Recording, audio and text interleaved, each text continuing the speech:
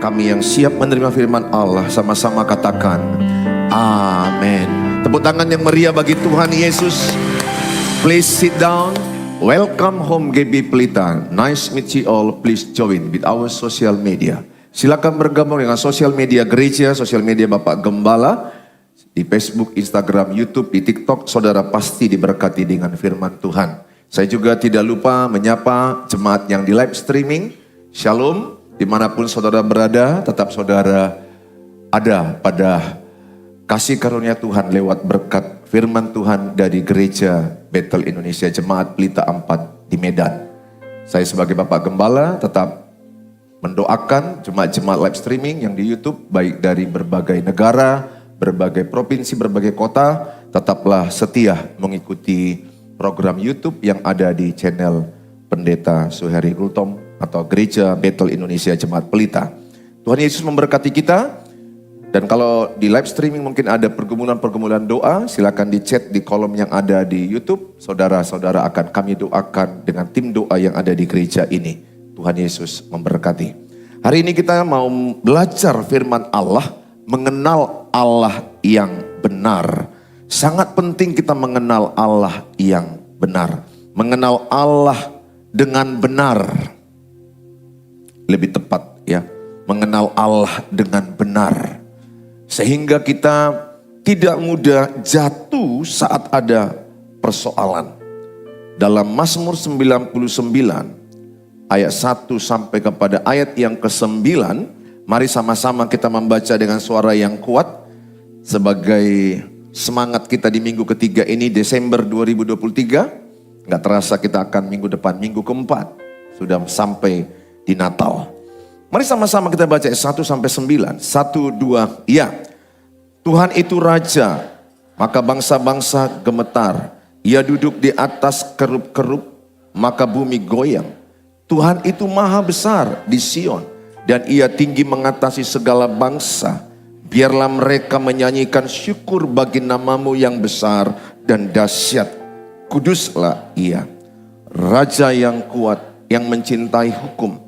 Engkaulah yang menegakkan kebenaran, hukum dan keadilan di antara keturunan Yakub. Engkaulah yang melakukannya. Tinggikanlah Tuhan Allah kita, dan sujudlah menyembah kepada tumpuan kakinya. Kuduslah ia. Musa dan Harun di antara imam-imamnya, dan Samuel di antara orang-orang yang menyerukan namanya. Mereka berseru kepada Tuhan, dan ia menjawab mereka. Dalam tiang awan ia berbicara kepada mereka. Mereka telah berpegang pada peringatan-peringatannya dan ketetapannya yang diberikannya kepada mereka. Tuhan Allah kami, Engkau telah menjawab mereka. Engkau Allah yang mengampuni bagi mereka, tetapi yang membalas perbuatan-perbuatan mereka. Tinggikanlah Tuhan Allah kita, dan sujudlah menyembah di hadapan gunungnya yang kudus. Sebab kuduslah Tuhan Allah kita. Saudara yang saya kasihi dalam nama Tuhan Yesus, saya kasih ayat pengantar, kita baca sama-sama Daniel 11 ayat 32b. Daniel 11 ayat 32b berkata, tetapi umat yang mengenal Allahnya, baris terakhir sama-sama kita baca, akan tetap kuat dan bertindak. Saudara, ayat ini jelas berkata umat yang mengenal Allahnya. Umat yang mengenal Allahnya akan tetap kuat dan bertindak. Sebaliknya Hosea 4 ayat 6a. Hosea pasal yang keempat ayat 6a. Dikatakan adalah umatku binasa karena tidak mengenal Allah. Jadi kalau kita lihat isi Daniel 11 ayat 32b, jelas dikatakan umat yang mengenal Allahnya akan tetap kuat dan tetap bertindak. Apapun masalah kita, apapun pergumulan, apapun tantangan, apapun yang menindas hidupmu, engkau akan tetap kuat kalau mengenal Tuhan.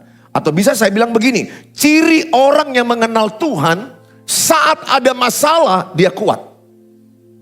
Lebih sederhana itu. Kalau saudara mengenal Tuhan, kalau saya mengenal Tuhan yang benar, ketika ada masalahku, aku tidak rubuh. Kalau saudara ingat ada rumah dibangun di atas pasir, ada rumah dibangun di atas batu. Ketika ada angin, ada badai, ada hujan, yang dibangun di atas pasir rubuh. Yang dibangun di atas batu kokoh. Di atas batu, dalam bahasa 1 Korintus 10 ayat 4, batu itu adalah batu karang yang teguh, Tuhan Yesus. Firman Allah. Jadi kalau hidup saudara dan hidup saya dibangun dengan prinsip-prinsip firman Allah, apapun masalahmu tetap kuat. Tapi kalau saudara hanya ikut-ikutan hari Minggu, hanya setor muka ke gereja, bahkan tidur dengar khotbah. Ya, karena ada orang ke gereja itu hanya kewajiban, hanya sekedar menunjukkan wajah, setor muka. Kalau itu yang saudara lakukan, sia-sia. Maka ketika ada masalah hidupmu, engkau akan rubuh. Mengeluh, ini ciri-ciri orang lemah. Ingat, apakah dalam dirimu banyak mengeluh? Kalau dirimu banyak masalah, banyak mengeluh, betapa lemahnya imanmu. Betapa dangkalnya pengenalan kita akan Allah. Dalam hidup ini tidak ada jalan yang mudah. Tapi janji Tuhan, penyertaan Tuhan menyertai kita. Makanya 1 Tesalonika 5 ayat 18 dikatakan, mengucap syukurlah dalam segala hal, karena itu yang kuinginkan, kata Tuhan Yesus. Mengucap syukur dalam segala hal. Saya mengajak sama saudara, 2023 tinggal beberapa hari ini. Ayo, pengenalanmu akan Allah tambahin. Tingkatkan. Kita nggak tahu masalah apa 2024. Nggak perlu engkau tahu masalah apa 2024. Unpredictable. Kita nggak tahu persis. Tapi kalau saudara membangun pondasimu, pondasi pengenalan akan Tuhan, baca Alkitab, berdoa, mengenal Tuhan tentu karena saudara memberi waktu. Manalah engkau kenal dengan pacarmu kalau nggak pernah memberi waktu dengan pacarmu. Manalah aku kenal istriku ini kalau aku nggak pernah memberi waktu dengan dia ngomong. Apa maunya, apa isi hatinya, apa yang sedang dia pikirkan dalam hidupnya. Mana aku tahu kalau aku nggak punya waktu untuk aku dengar dia. Anak-anakku. Demikian saya nggak pernah kenal Tuhan kalau aku nggak pernah kasih waktu dengan Tuhan. Gini loh, mumpung saudara sudah kasih waktu dengan Tuhan ini 90 menit. Saya lihat, saya bisa rasakan tadi dalam pujian penyembahan saudara semua masuk ke hadirat Tuhan yang luar biasa. Amin. Dan saudara, ayo, mumpung saudara sedang di gereja, all out, fokus, sungguh-sungguh. Jangan mau distraksi dengan Facebook, Instagram, jangan mau. Sosial media singkirkan dulu sesuatu. Fokus kepada suara Tuhan. Saya percaya umat yang mengenal Allahnya akan tetap kuat. Gini loh, Amsal 24 ayat 10 coba lihat. Sama-sama kita baca dulu ya. Amsal 24 ayat 10. Tadi Hosea 4 ayat 6 udah bilang ya. Binasalah umatku karena tidak mengenal Allah. Jadi kalau kita nggak mengenal Allah, kita binasa. Ya, mengenal di situ dalam bahasa dalam Daniel tadi itu epiginosko. Artinya epiginosko dalam bahasa Daniel tadi dalam bahasa Ibrani artinya adalah mengenal Allah secara pribadi. Katakan sama-sama, mengenal Allah secara pribadi. Disebut itu epiginosko. Jadi saudara mengenal Allah bukan apa kata orang, bukan ninna tu ninna dalam bahasa apa itu ninna tu ninna? Kan gitu ya. Kan sering kita dengar gosip ninna tu ninna. Nanti kita ciptakan lagu ninna tu ninna. Bukan sekedar engkau hanya mengenal Allah apa kata orang. Tapi saudara mengenal Allah lewat pengalaman pribadimu. Amsal 24 ayat 10 sama-sama Kita baca 1-2 ya. Jika engkau tawar hati pada masa kesesakan, kecillah kekuatan. Jadi bisa dibilang begini, mengukur kekuatanmu, mengukur kekuatan iman saya, bukan saat praise and worship saja. Bukan itu yang paling utama. Mengukur imanmu saat ada persoalanmu, saat ada masalahmu, saat ada tantangan, saat ada penderitaan, disitulah kekuatanmu akan terukur. Sama dengan pondasi rumah akan mengukur kekuatan ketika ada gempa. Kekuatan pondasi Podomoro JW Marriott itu kita lihat saat gempa bumi, apakah bertahan di skala 8 skala Richter? Apakah dia bertahan di skala 9 skala Richter? Kurasa saya kurang yakin ya, kita doakanlah. Karena yang ku tahu Nias aja rata sama Pulau Aceh, sama Aceh ya, di skala 8, sekian. Berapa? Ya saya pikir nggak sampailah di angka 10. Iya jauh sekali. Artinya kalau 10 skala Richter, kurasa kota Medan, kalau lihat historinya rata. Gereja ini menurutmu? Oh yakin kali ya. Ya. Oh ya. Bisa aja ini rata. Karena gereja itu bukan gedung. Gereja itu kita. Gereja itu bukan gedung. Ini gedung gereja. Mereknya GBI. Gereja Bethel Indonesia. Gereja itu kita. Kitalah gereja. Kitalah eklesia. Saya ajak kita sama-sama memahami.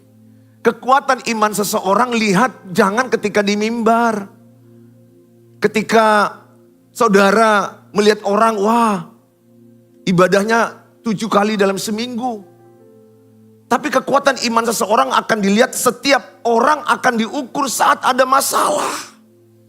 Maka saya mengajak kita semua, ayo masih ada 2 minggu lagi untuk 2024. Kejar. Targetkan 2024 saudara baca Alkitab tiap hari. Targetkan punya waktu penyembahan. Supaya ketika ada masalah dalam hidupmu tidak mengeluh, tidak cerewet. Itu mengeluh, cerewet, itu serumpun satu sel grup. Merepet, nah itu satu sel grup itu. Satu komunitas. Saya berdoa saudara, apapun masalahmu. Seberat apapun masalahmu, belajar mengucap syukur. Mari kita belajar mengenal Allah yang benar. Yang pertama adalah kita belajar Tuhan itu berkuasa.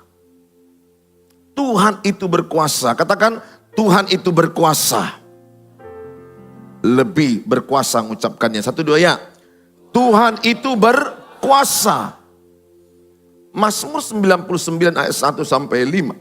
Tapi saya baca satu ayat aja, ayat yang kedua. Mazmur 99 ayat yang kedua. Tuhan itu maha besar di Sion. Jemaat Tuhan, umat Tuhan. Dan ia tinggi mengatasi segala bangsa. Saudara, ayat ini begitu jelas. Tuhan itu tinggi mengatasi segala bangsa. Tuhan itu tinggi mengatasi segala masalahmu dan masalah saya. Tuhan itu jauh lebih besar dari masalah kita. Tuhan itu sanggup menolong kita. Saudara harus punya iman bahwa Tuhan Yesus yang kita sembah adalah Tuhan yang tinggi mengatasi bangsa. Tuhan yang kuat, Tuhan yang besar, Tuhan yang lebih besar dari masalah apapun yang kita alami. Tuhan yang sanggup menolong kita. Lukas 1 ayat 37 dikatakan, bagi Allah tidak ada yang mustahil. Markus 9 ayat 23, bagi orang percaya tidak ada yang tidak mungkin. Yang membuat Tuhan tidak bekerja, sering kita membatasi Tuhan dalam hidup kita. Kita memenjarakan Tuhan dengan pikiran manusia kita. Sehingga kita berkata gak mungkin, gak bisa, gak mungkin aku nikah, gak mungkin punya anak, gak mungkin punya rumah, gak mungkin punya usaha, gak mungkin aku sehat, gak mungkin anakku sembuh, gak mungkin. Ketidakmungkinan dalam pikiranmu itulah yang membatasi Tuhan bekerja. Karena Tuhan selalu berkata, jadilah pikiranmu, jadilah imanmu, jadilah yang kau percayai. Kalau saudara lihat bagaimana Tuhan Yesus menyembuhkan orang sakit, dia selalu berkata, jadilah imanmu, jadilah yang kau percayai, jadilah seperti apa yang kau percayai. Hari ini pun saya sebagai hamba Tuhan Yesus, aku tidak tahu apa yang sedang kau percayai. Mungkin engkau berkata, gak mungkin aku bagus, gak mungkin usahaku berhasil, gak mungkin aku bisa menikah, gak mungkin aku bisa sukses, aku tidak bisa S3 doktoral. Sekarang buang kata tidak mungkin. Buang kata tidak mungkin. Bilang sebelahnya, buang kata tidak mungkin.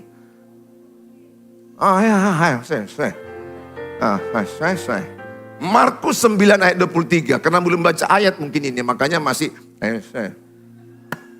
Markus 9 ayat 23.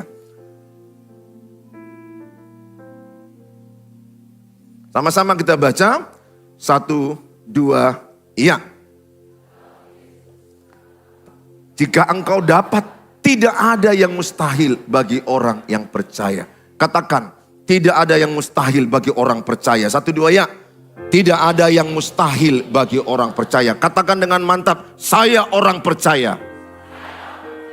Tidak ada yang mustahil. Bagi Tuhan Yesus, semuanya bisa terjadi. Diberkati yang mengandalkan Tuhan Yesus. Ya, tepuk tanganlah buat Tuhan Yesus yang berkuasa. Tuhan Yesus yang lebih besar dari masalahmu. Jangan penjarakan Tuhan dengan pikiranmu. Jangan batasi Tuhan dengan logikamu. Dan jangan logikakan Tuhan dengan batasan logikamu. Allah unlimited. Allah pencipta. Mana mungkin manusia yang diciptakan sanggup membahas pencipta. Terlalu bodoh orang mau memahami Allah sepenuhnya dengan kemampuan logikanya. Menurut saya, sehebat-hebatnya saya baca Alkitab, saya pun tidak bisa memahami seluruhnya. Mungkin sebagian perlu di sorga aku tahu aslinya gimana semuanya. Kita hanya berusaha, belajar. Yang penting apa yang di tanganmu kerjakan sekuat tenaga. Jangan nanti saudara bilang Allah berkuasa. Saudara malas. Ya, kalau saudara malas, ujungnya pasti miskin dan bodoh. Anak Tuhan tidak meminta-minta, tidak meminjam-minjam. Apalagi minjam tidak mulangkan. Itu bukan ciri anak Tuhan Yesus. Bilang sebelahnya, pulangkan. Dia mungkin bertanya, apa yang kau pulangkan? Ya, pastikan aja. Mana tahu ada yang kau pinjam. Pulangkan. Pulangkan. Payung kau pinjam. Pulangkan. Udah ada di situ mereknya GB Pelita pun kau tahan lagi. Apa? Gilingan cabai. Pulangkan. Cetakan kembang layang. Pulangkan. Itu mau dipakai yang punya itu. Apapun yang kau pinjam. Uang. Pulangkan. Kalau engkau tidak pulangkan, engkau bermasalah dengan Tuhan. Allah itu adil. Kita belajar 3 hal dari Allah hari ini. Allah yang kuasa, Allah yang kudus, Allah yang adil. Betul dia pengasih, murah hati, menyelamatkan. Tapi kalau kita gak lakukan bagian kita pun gak diberkati. Ada bagian Tuhan, ada bagian kita. Saya ajak kita sama-sama supaya kita berhati-hati menjalani hidup ini. Betul Allah itu berkuasa, kita perlu rajin. Amsal katakan tangan yang malas, tangan yang lamban menjadikan miskin. Tangan yang rajin menjadikan kaya. Orang Korea, orang Jepang gak kenal Tuhan Yesus kebanyakan. Tapi mereka rajin, mereka kaya. Orang nyembah patung gak kenal Tuhan Yesus, rajin mereka kaya. Saudara dan saya nyembah Tuhan Yesus.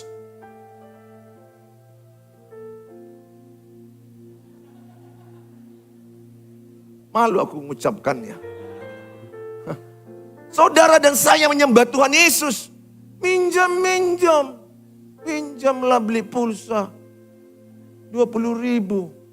Terus dibilang dia, Tuhan Yesus dahsyat. Yes. Pinjam. Tuhan Yesus dahsyat, pinjam 100. Anak Tuhan Yesus loh. Kalau nggak ada uangmu, pokoknya mentalmu jangan ngemis minta ditraktir.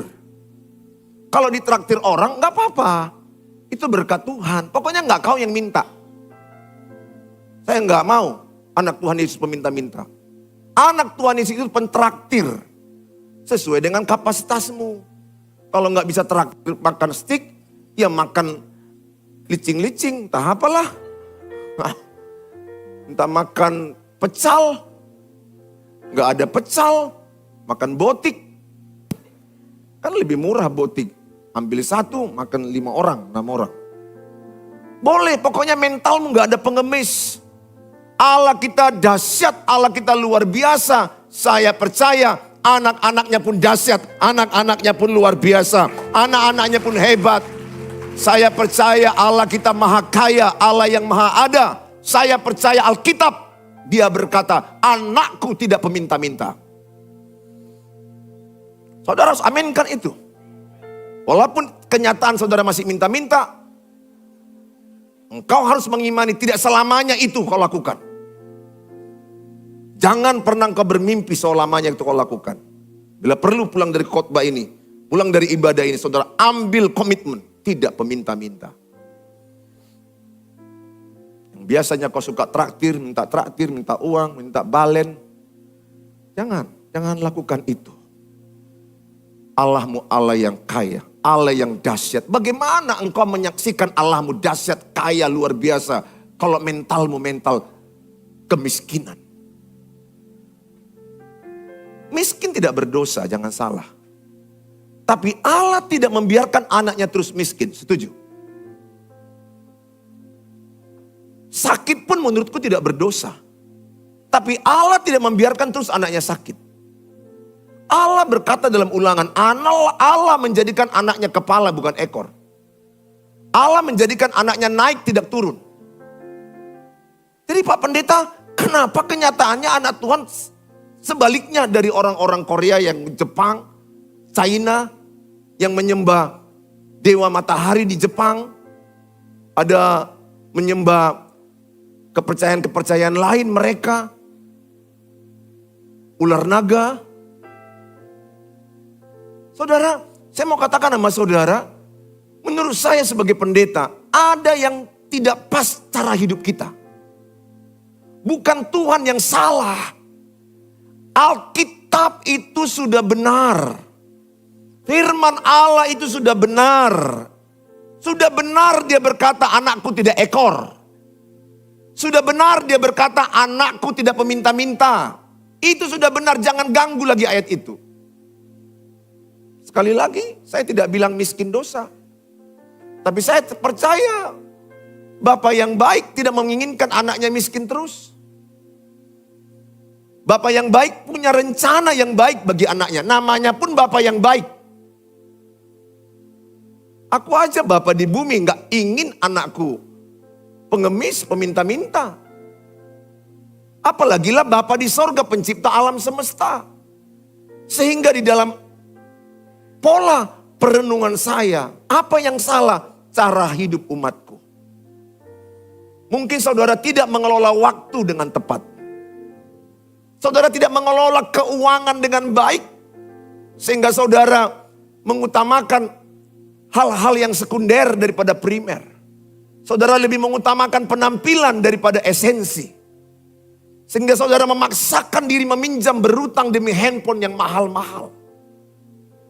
Jangan sampai saudara merayakan Natal tanggal 24 malam 31 tahun baru ini sama Eda yang kau kenal. Eda, ada enggak baju tahun baru cicil 12 bulan? Nggak usah maksa lah. Ngapain lah untuk baju tahun baru pun kau cicil 12 bulan? Ya Tuhan, kenapa enggak kau bilang aja cicil 365 hari, 1000 sehari?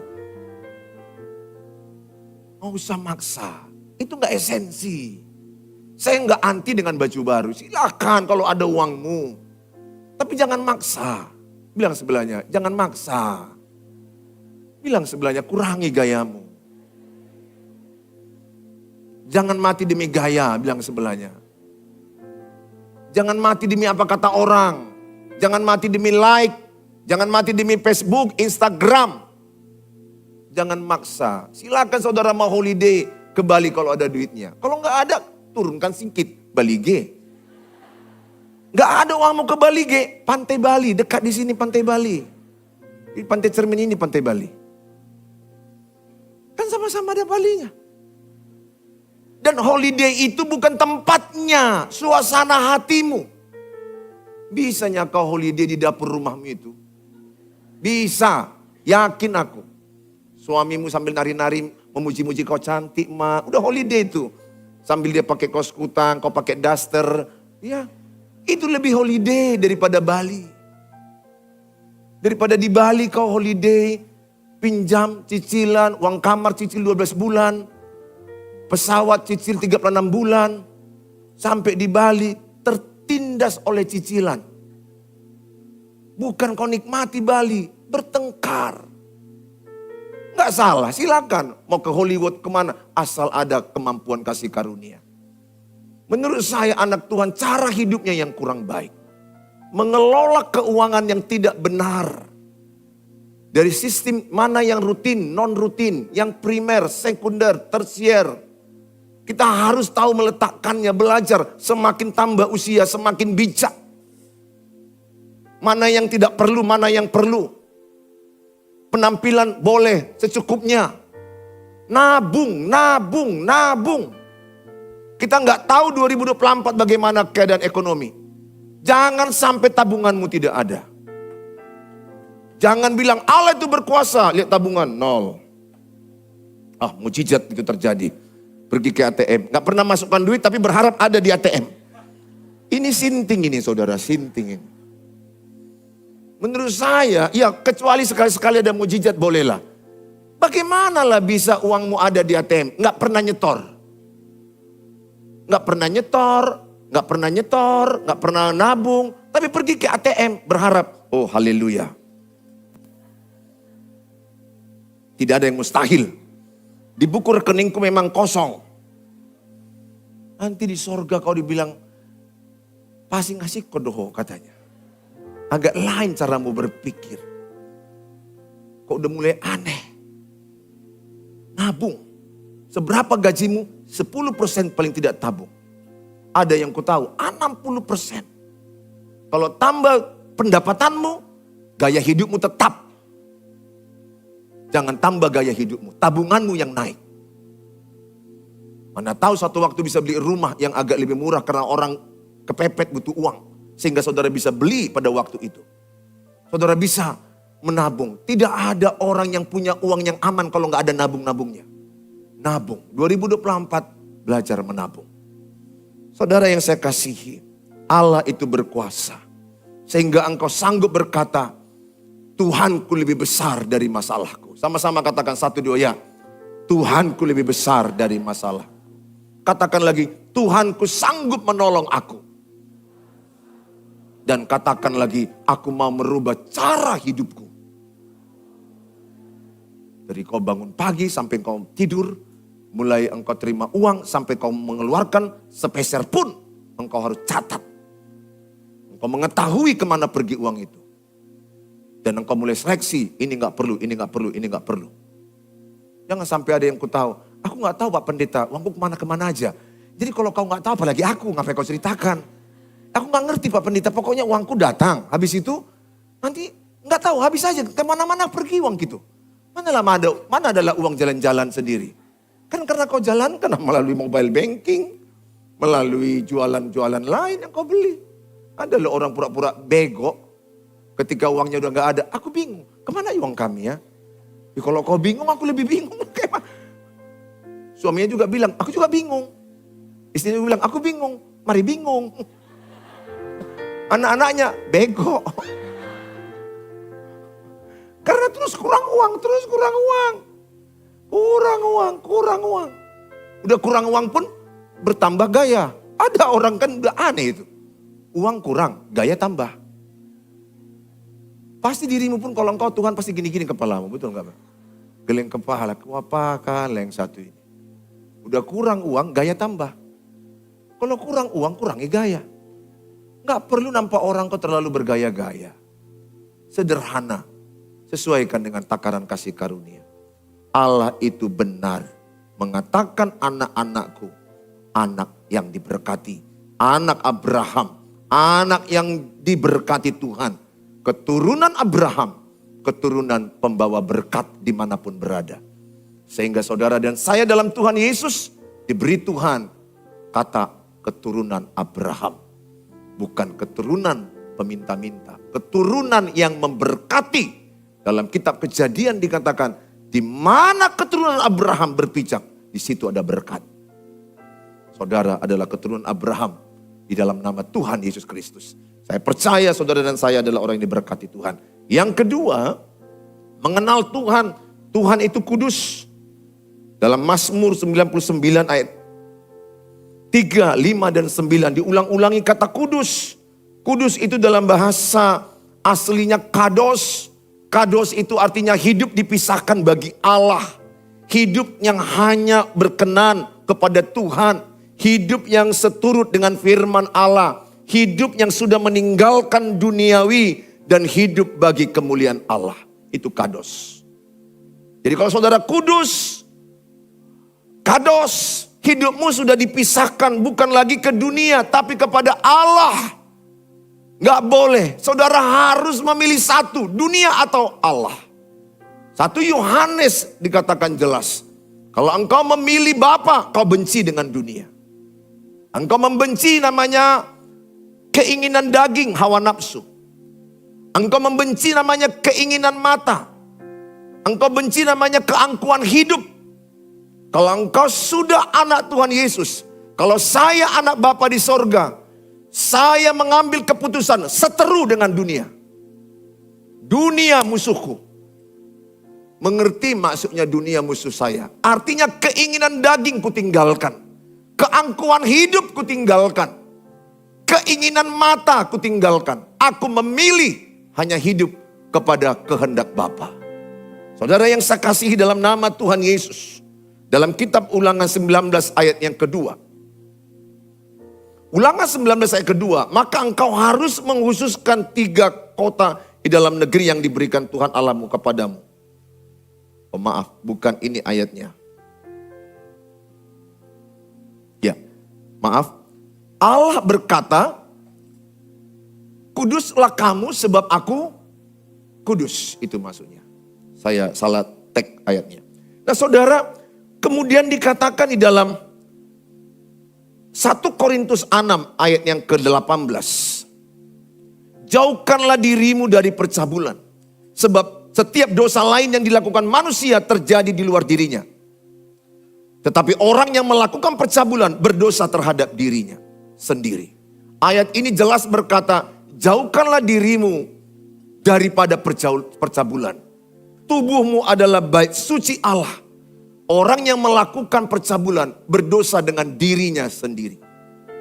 Beda dengan dosa lain. Maksudnya apa? Dosa perzinahan, dosa percabulan, dosa perselingkuhan. Itu mengikat dalam dirimu. Makanya kalau engkau sudah berzina dengan seseorang, itu tidak mudah kau lupakan. Tidak mudah. Karena dia sudah ada ikatan. Tidak mudah. Makanya anak-anakku, ikuti apa kata Kolose 3 ayat yang ke-5.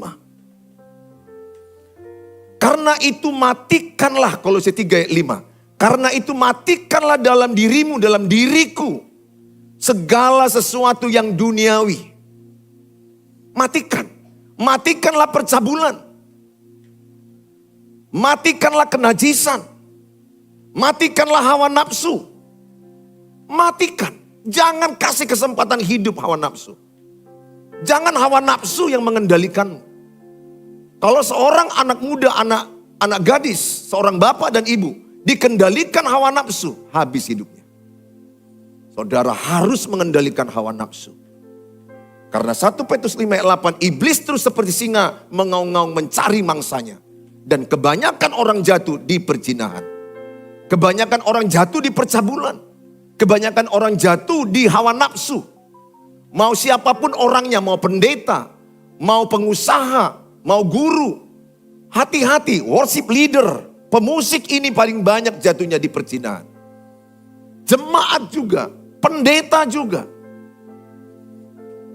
Daud Salomo, Abraham.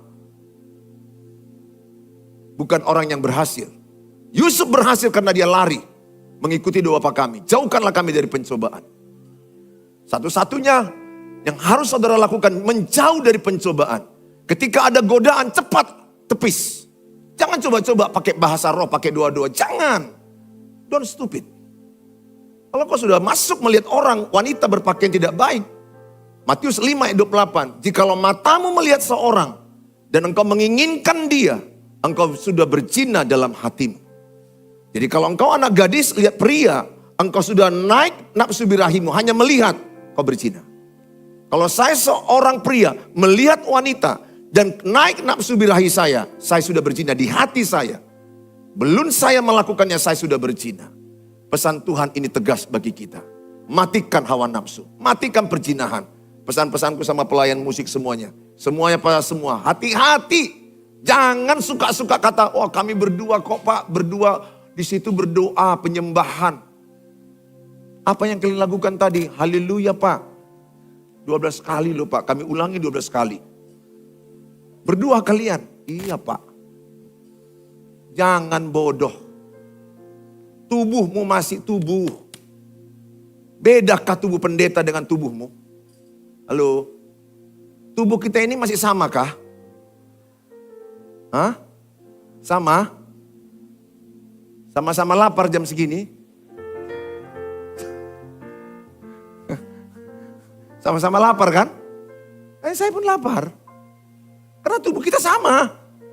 Bukan berarti aku udah baca Alkitab, udah bahas khotbah, oh aku terbuat dari holy, roh yang melayang-layang. Tidak, saya tetap lapar. Dan kalau saya disentuh anak gadis, hormonku terganggu. Hati-hati lagi kalau engkau salaman dengan lawan jenis yang agak lama-lama. Ini kadang-kadang kurang kerjaan. Ngapain salam mama-mama orang lama-lama? Salam istrinya, gak mau. Jaga, matikan hawa nafsu. Matikan keinginan daging. Matikan perzinahan. Pastikan gadgetmu steril dari pornografi. Saya ajak semua kita. Hidup kudus sebab Allah itu kudus. Jaga mata. Ayo yang pria-pria katakan, ku jaga mataku. Saya lebih mantap pegang matamu, pegang. Ayo bapak-bapak, ayo. Dengan hormat katakan, ku jaga mataku. Pegang, ku jaga mataku. Hanya melihat yang kudus. Ku jauhkan yang kudis. Amin. Wanita-wanita dengar, kejatuhanmu itu di telinga. Jaga telingamu. Jangan suka dekat laki-laki yang memuji-mujimu cantik. Kecuali suamimu. Kecuali ayah yang mengasihimu. Tapi kalau ada orang-orang yang baru kenal kau, cantik kali kau. Apalagi dia udah punya istri, cantik. Bilang sama dia, hei setan, bilang sama dia. Puji istrimu bilang. Maksudnya perbuatan setan yang dibuat dia itu. Ayo wanita-wanita, pegang telingamu. Katakan, ku jaga telingaku. Dari segala kata-kata setan. Yang dikeluarkan pria-pria tidak bertanggung jawab. Dalam Tuhan Yesus, telingaku ini kudus. Amin. Engkau boleh mendengar pujian secukupnya. Boleh, sekali oke lah. Kalau ada misalnya saya Bapak Gembala, saya melihat, wah kamu bagus. Itu oke. Tapi saya gak boleh terlalu memujimu, terlalu body. Bagus sekali bodimu ya. Wih sedap. Nah, kacau. Kalau ada. Hati-hati. Kalau udah kayak gitu langsung bilang sama bapak-bapak itu. Entah siapa itu. Najis kok Pak, najis. Karena ada pernah istri saya dengar, langsung ada ibu-ibu puji saya. Ada ibu-ibu puji saya. Saya nggak tahu juga lah dari sudut pandang mana saya ini ganteng, saya nggak tahu. Saya kurang terlalu yakin sebenarnya, tapi biarlah pujian itu untuk kemuliaan Tuhan. Ngomong ke saya langsung depan istri, ih bu, bapak itu sedap badannya ya, sedap. Sedap kali badan bapak itu ya. Sedap gimana? Emang mau dimakan kawan ini sedap. Kurasa dia kurang vitamin A. Saya berdoa, saudara jaga ya. Jaga pernikahanmu. Jaga ranjang sucimu. Jaga. Jangan ranjang sucimu itu dikotori oleh orang-orang yang tidak benar. Kasihan anak cucu. Kasihan. Sebentar kau melakukannya, akibatnya seumur hidup. Sebentar nikmatnya seks, tapi akibatnya seumur hidup. Jaga. Jaga kesucian ranjangmu itu. Anak gadis, jaga kesucian dalam pacaran. Supaya pernikahanmu suci. Kalau pacaranmu bermasalah, lihatlah. Akan banyak masalah dalam pernikahanmu. Jaga, tahan nafsu. Tahan diri. Kitab Korintus bilang, kalau kau sudah gak tahan, nikah. Itu lebih bagus. Jadi bilang sama si Poltak, gak tahan, nikah.